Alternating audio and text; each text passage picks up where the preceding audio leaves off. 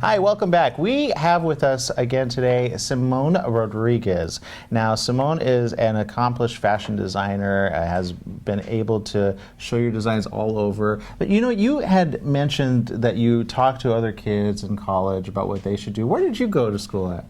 Brazil. I did business administration and fashion. Okay. In the beginning, I really wanted to be a lawyer. I grew up thinking I wanted to be a lawyer. Really? Did you try a little bit of that? No, actually, it's like I got my mind. I was actually the truest. I was a little tomboy when I was up to my 12 years old. I used to play soccer and run in the street, all boys, and I become like more girly and into the fashion when I was turning 13, and like with the modeling. So, but in my young days, yeah, I wanted to be a lawyer. I was so brave and then. But it's interesting. You said you wanted to defend people. Yeah. Why? It's a little bit of the things that I saw my daddy, you know, like with the business and friendship and things happening around him, things that I overheard in school and injustice. I was very young, but I was always very active with with the news and everything, and I always just got myself in trouble in school for sticking up for people and take the blame for everybody else. Oh, really? I guess that's kind of still your demeanor. I mean, you help those that wouldn't normally be helped, or you give opportunities to those that wouldn't normally be given opportunities. So it's interesting how it comes full circle. It gave me a flashback. My daddy had a supermarket, and I used to fill up my book bag with food and chocolate and candies and take it back to school and just give it to Is that what you did? to all the people Oh my and goodness. all the kids. And I used to draw in the first page of the notebook in school and trade, for lunch for others in school too. So it's that's until I start getting more mature, more girly, and getting into the fashion like when I hit my 12s. Now, I want to talk about, you were talking about earlier about Facebook. That's your second family. Yes. Facebook 101, and I know that even my career it's been enhanced with Facebook. What are some do's and do nots? For instance, do post probably daily. Would you recommend that? I do, but I don't do everything about my life. Like you don't put like you just had a hot dog. I don't know. I'm going to the bathroom. I'm going for coffee. Thank you, by the way. I don't need to know. Thank you. I was hoping I wasn't going to see a bunch of that. I'm going to shower. No. Just got out of shower. Yeah, well, that's a whole nother discussion, right? So, but you keep it You keep it all business. I actually create my fan page, which is amazing. Started, but then I generate my personal page, which I wanted to have a more like a close contact with with the people that I was meeting in this field. And my personal page is more business than my fan page, actually. Right. and I love it. I mean, but I teach that to people. I always say your profile page, to me, you have more access to those people, so build that up. I've got two pages. 5,000 one, 4,000 on another, and the reason I don't always throw them to my fan page is I can't. Once I lose them to my fan page, I may not be able to reach out to them after that because they may not see everything I post. True. So you've been able to build that up pretty well, and now you're going to get into Twitter, or? I started. I'm trying to keep it up. I'll show you how to do more of Twitter. It's going to teach me. I am. But you had an important, I call it a pivotal moment, where it was an important decision that came up. A big clothing company, national company. Are they international too? Yeah. Yeah, they're international. We'll keep them unnamed. But I mean, they are big. They are big. Let me just say that they are big. I go to them at least once a month. They came to you and said, "We want your stuff, but you have to do what?" What did they have? It started with I designed a private collection for, and they pretty much want to change things around and give it a different image what Sisa is about, and with some regulations and some changes that I had to do. They even said remove your videos. Yes. Pretty much like a you can't do your Facebook anymore. We have to do Facebook, right? Yeah, project a very high image what Sisa is about, and totally wipe everything, the growing, the steps that Sisa went through, you know, like with the first runway, the getting better and better and better. So they want everything out.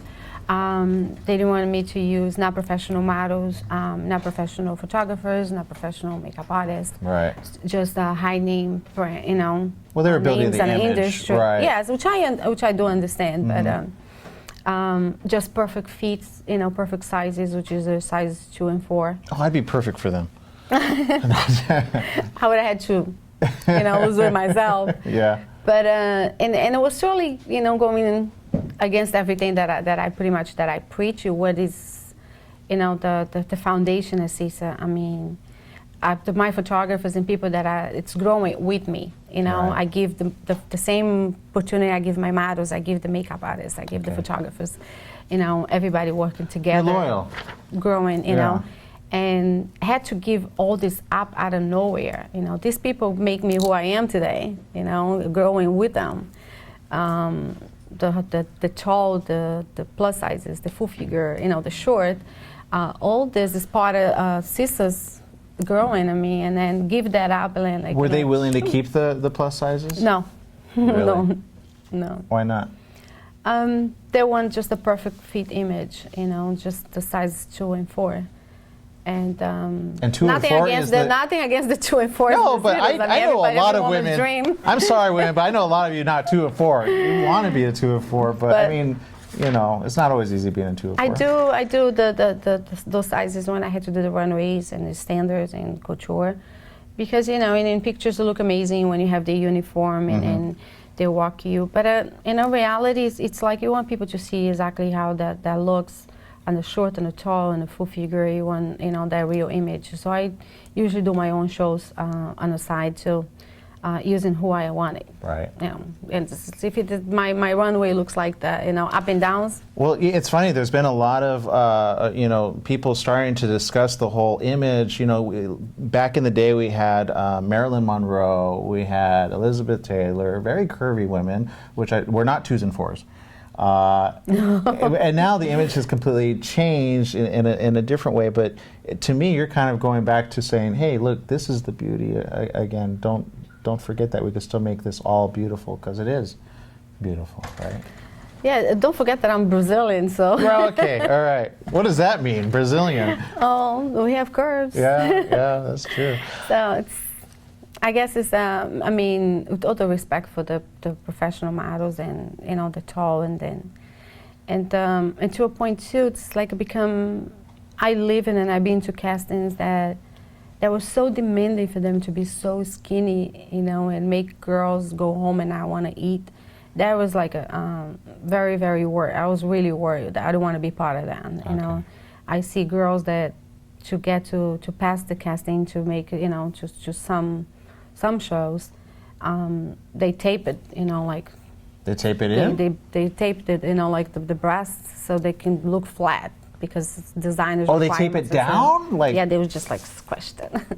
I need So to they tape were things looking- in, but I didn't know you. Oh, that makes sense. So, So that's they what didn't do. have any Wow. type of, you know, No curves. no curves at all. Oh my goodness. When I started seeing this, I was like, God, this is really just. I used to see that on TV. But it's unnatural. You know, I mean, if you have to bulimia. tape yourself in such a way that you don't have a curve, which to me is insane, It's because insane. I love curves. It's, Right. you know, Yeah. and you see that they really, really skinny and they still want to lose weight. And that's scary. That's scary. And why we're still in the society that we're forcing girls to do that in order for them to, you know, earn a runway? Why can't you just look for the beauty that they really have? And you try to find that. I think the art and the designer and any professional, you try to find that. What's the strong point Right. of that professional? You know, what is going to stand out? And it's our job to get that out, you know, I think. And I'm lucky. Every model I worked so far, everyone has a different beauty, every one of them. I'm just waiting for the time that I'm planning a model reunion for every model that worked with me. Oh, how neat. That sounds And I can't wait to exciting. see them all, because they're all a big part of, you know, everything that I am today, and every photo shoot it's important for me. So Now, you have, it's not always been easy for you when it comes to your physical self, right? I mean, I think there was some news that you had, it's a form of breast cancer, Yes. right? What's it called?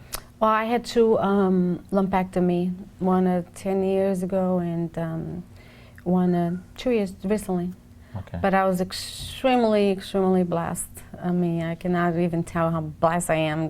God is like a You caught it right early behind me, or very early, okay. both times.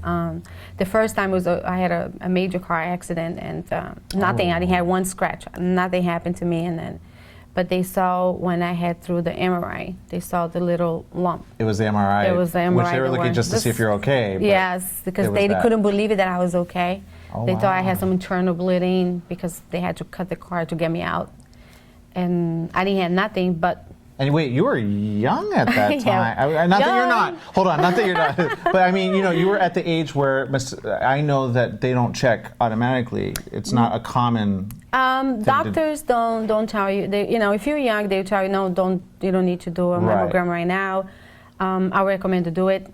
That's no such age. If you feel something's not right, doesn't look right, it's not crack right. the whip, get them to do it. That's what I say. Just go ahead and do it. Just get that out of the way. And I was young. Yeah. Well, we thank you so very much for being with us today. Thank you so very much for coming out. My And I want to pleasure. say again, Thank you. You're from New York. You flew in to Los Angeles this week. I'm glad we were able to get you. But people can see your designs. Go to your boutique. Where's your boutique at in New York? My showroom is in New Jersey. Okay. And my website is Sisa, www.sisadesigns.com. And I'm on Facebook. And Facebook, of course. You got to check that out. I'm Aaron Michael Sanchez. Thank you so very much for coming. Thank you you so very much. Thank and you. we'll see you. Go check out sisasdesigns.com. Thank you and good night.